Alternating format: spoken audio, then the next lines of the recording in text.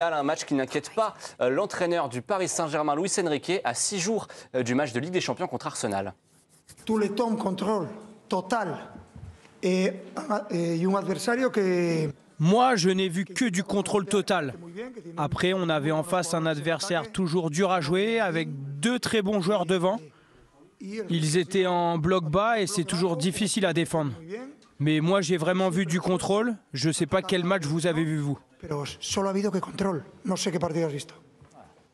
On ne voit pas toujours les mêmes matchs que Luis Enrique, en effet. Donc, et nous, on va vous poser la question, est-ce que pour vous, c'est un nul inquiétant avant la Ligue des Champions? On rappelle, c'est dans J-6 maintenant, le rendez-vous en demi-finale face à Arsenal.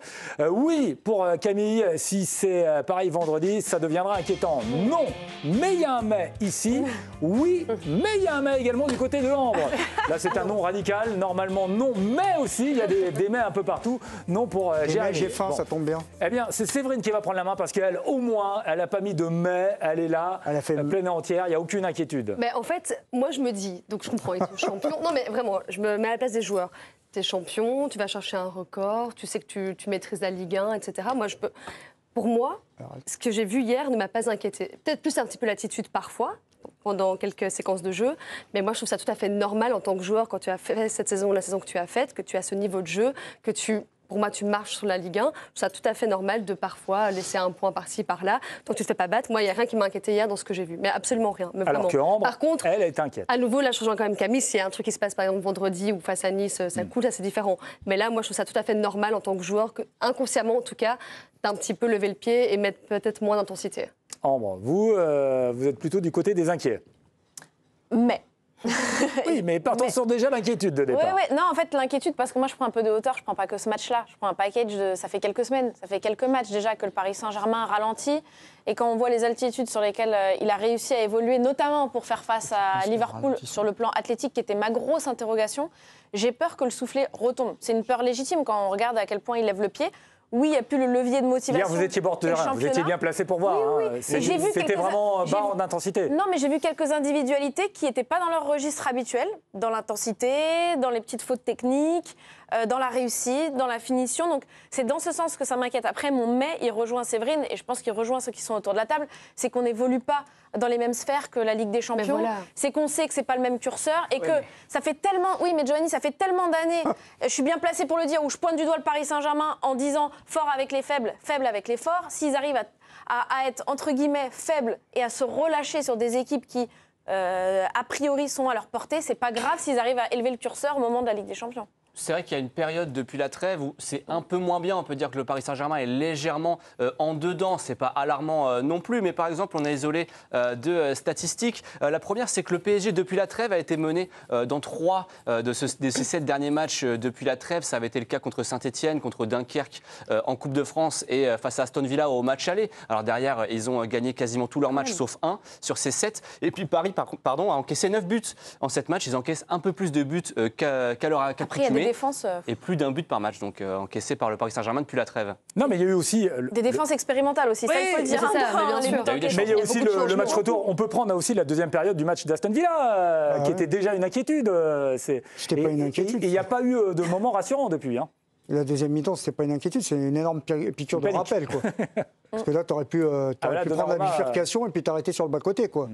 Donc voilà, mais après, bon, c'est difficile réellement de savoir tant qu'on ne sait pas ce qui va se passer, parce que si ça tourne mal, on reviendra, on dira, bon, bah, on avait senti un ralentissement et que le niveau individuel de tout un chacun devenait disparate. En même temps, c'est vrai, je rejoins Séverine, au bout d'un moment, bah, tu as une forme d'usure parce que tu surclasses tellement un championnat que inconsciemment, bah, de toute façon, tu te dis que bon, bah, de toutes les manières, tu es tout le temps au-dessus et que même si les meilleurs ne sont pas meilleurs, tu fais rentrer les remplaçants, ça suffit. Donc c'est sûr qu'il y a un peu ce côté-là. Alors, il faut faire attention aux séries d'invincibilité. Quand ça devient vraiment un truc coché qu'il faut absolument valider, ça peut parfois user et épuiser quelque part psychologiquement parce que on pense que ça maintient. Moi, j'ai eu un exemple contraire qui a coûté très cher à une grande nation du football. Mais les records d'invincibilité, ça peut parfois fatiguer les joueurs, quoi, entre guillemets. Des fois, vaut mieux perdre une fois. Vaut mieux perdre une fois et se remettre la tête à l'endroit que courir forcément toujours le record d'invincibilité. Mais bon, ça dépend sous quel regard tu le vois, mais pour le coup... Un regard ténébreux, comme à chaque fois, ombrageux. Nabil, je te connais, ça. Et intense. Non, mais hier, c'est vrai qu'on était au match et que j'ai un peu sondé Luis Enrique à ce sujet, pour le coup, du levier de l'invincibilité, et c'est un des seuls qu'il a. Parce que, outre la symbolique, tu es déjà champion, bon, il y a des adversités qui vont un peu te secouer, mais sinon, l'invincibilité, c'est pas... Alors, tu vois, moi, je le vois à l'envers de toi. Je me dis pas, on veut absolument être invaincu. C'est juste que dans le vestiaire, aucun joueur ne veut être celui qui va perdre. Être dans le 11 de celui qui va perdre. Et ça, c'est un vrai levier de motivation. À propos du 11, Giovanni, hier, on regardait la compo, c'était quasiment la compo type aussi. Hein. Oui, à la nuance près que Warren Zaïre-Emery était au milieu de terrain, c'était Joao Neves qui était arrière droit, même s'il remontait beaucoup au milieu de terrain, et Lucas Beraldo, même si Lucas Beraldo, et Dieu sait que j'ai été dur avec lui, hier, ça a été loin d'être le pire des c'est vrai, mais Doué qui n'est pas sur le terrain. Non, mais bien sûr. Non, mais il y a deux, trois éléments, mais quand même, il y avait l'ossature au milieu, il y avait genre devant, il n'avait pas fait une grande revue d'effectifs. Pas comme face au Havre. Non, mais c'était un mix, c'est-à-dire il y avait des titulaires et il y avait des remplaçants. Moi, il y a juste quelque chose. J'ai 2 points de légère inquiétude.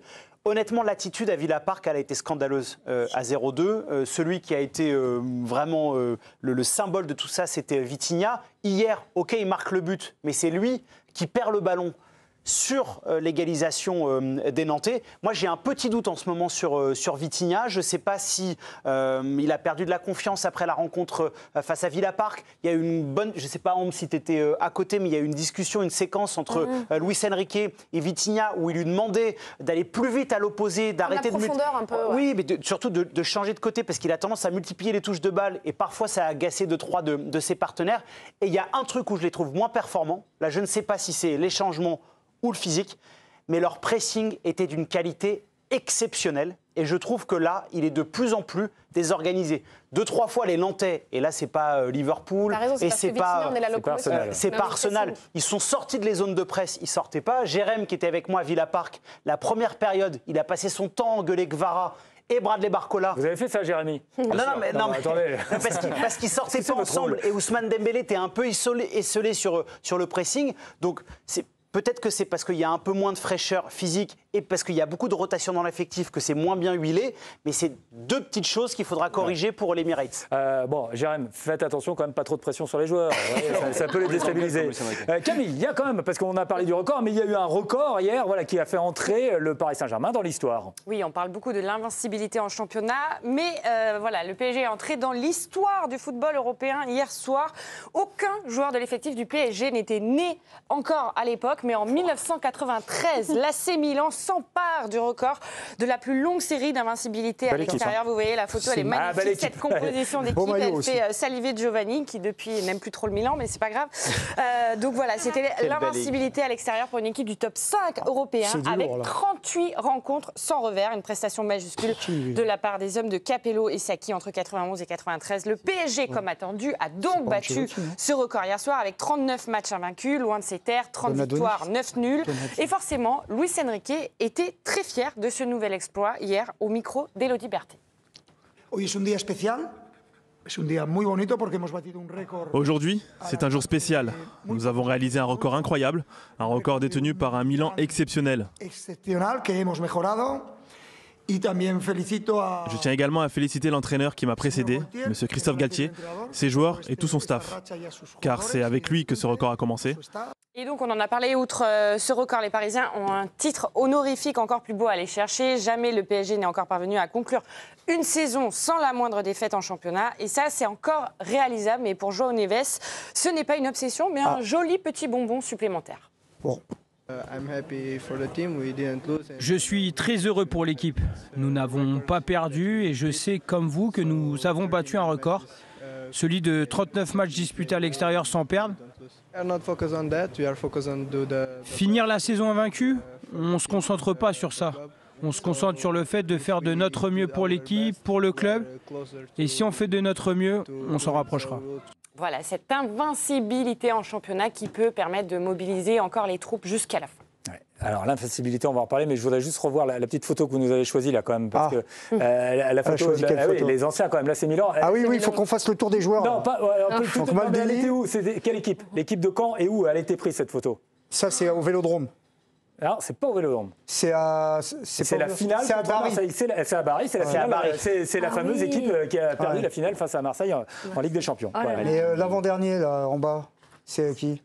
J'arrive plus à me souvenir, c'est pas Donadoni? On va le retrouver. De quoi? L'avant-dernier ou ça? En bas. Là, Enfin, à droite. à gauche. Ouais, En bas, à droite. Baresi, il y a Baresi. Non, de l'autre côté. Ah ouais, là, je l'ai pas, celui-là.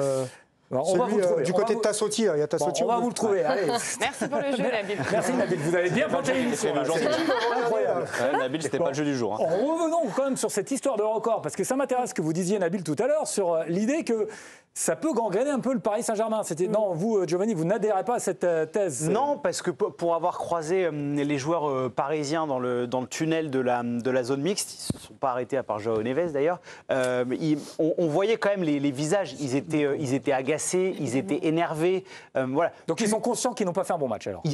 Ils sont très agacés du but encaissé à la fin. Ils sont conscients qu'ils auraient pu et dû tuer la rencontre avant. Et tu sens que c'est un groupe, pour le coup, et c'est pour ça que j'ai adoré la réaction d'Ousmane Dembélé après la défaite à Aston Villa. C'est un groupe qui est très exigeant envers lui-même, qui a envie, parce que des saisons où tu es touché par la grâce, où tu n'as pas de blessure, où tu sens que tout va un petit peu dans ton sens depuis ce match face à Manchester City, c'est rare, et ces joueurs-là, ils le savent, donc il faut le matérialiser, il faut rentrer dans l'histoire, et c'est un bon moyen de le faire. Et l'exigence, je trouve qu'elle est évidemment forte auprès de Luis Enrique, mais sur certains cadres du PSG, c'est assez visible sur les visages. Bon.